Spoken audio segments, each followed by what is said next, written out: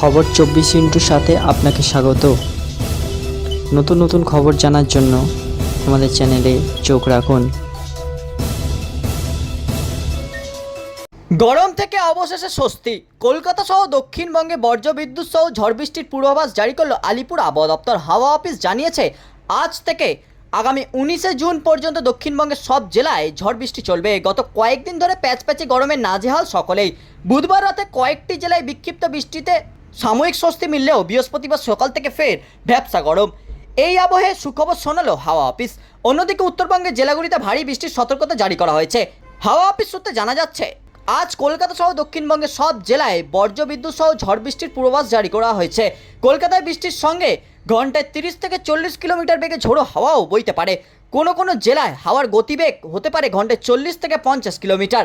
আজ থেকে 19শে জুন পর্যন্ত এই বৃষ্টির সম্ভাবনা জারি রয়েছে। ব্যুরো রিপোর্ট, খবর 24/7।